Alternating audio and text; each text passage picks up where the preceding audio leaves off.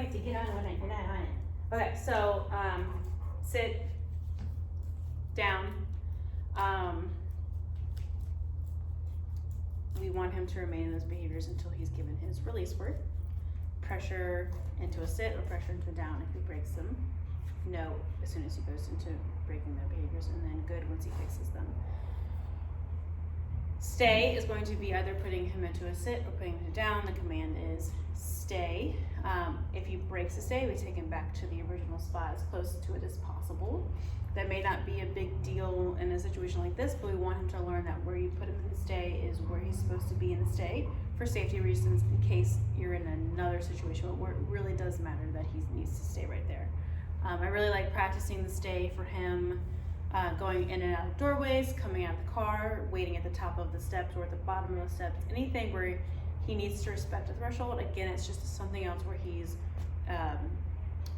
respecting your space and your boundaries.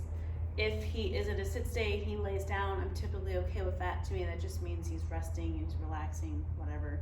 If he's in a down stay, he pops up to a sit, I will put pressure, I'll say no, pressure him back into a down, stay, okay when he's done. Come here, buddy. Place. Come on. Boy. So, good.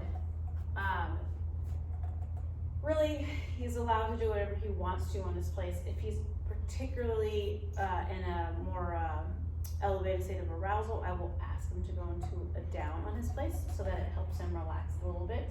No. Place. Down. Good boy. Just to kind of help set him up to relax and remain on place. So I use the place as something to work on impulse control. So regardless of what's happening around him, he has to remain on his place. If I stand up, if I sit down, if I move from one spot to the next, if I drop food on the ground, if I walk in and out of the room, he is remaining on his place. It's good for spatial independence no matter what's happening around him. He doesn't need to react and respond to every little thing.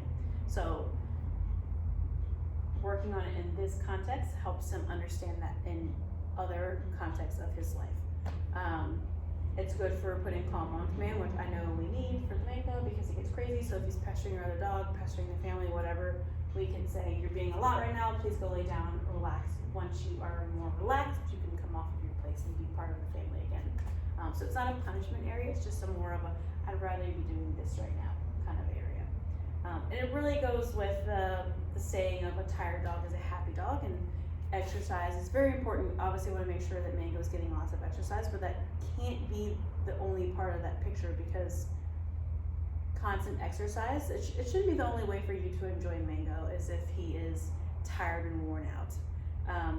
When you get your dog really worked up through exercise and through play, it puts him in that elevated state of arousal. So this is the counter to that. When I just need you to be calm, I need you to go lay down and relax right now. So it's going to help him with mental stimulation and relaxing and hanging out, as long as you are also providing him with that activity and exercise and enrichment. That's so important for him. He needs to have biologically fulfilling activities, otherwise he's going to be fighting you your entire life if you never give Mango a healthy outlet for that energy.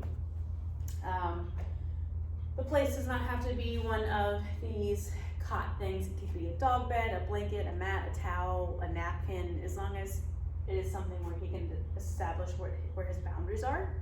So I wouldn't say that this is his place because you can't really say what I'm pointing to. It's just a spot on the floor. He doesn't know when he has broken his boundaries. So something like this, I like to use these just because they're easy to clean up if a dog has an accident on them or whatever. He can have as many places as you guys would like. So some people like to have one in the house that they can move around if they need to. That's how it is in my house because I don't want beds laying everywhere. Some people have the opportunity to have them in multiple places, so places where you frequent, so the living room, outside the dining room, in the hallway, in the bedroom, whatever. So you can kind of manage what he's doing and he's not running around and getting into things because he's on his place and he's hanging out and relaxing. So it's really good to teach that calm on command, or it's good to have that to utilize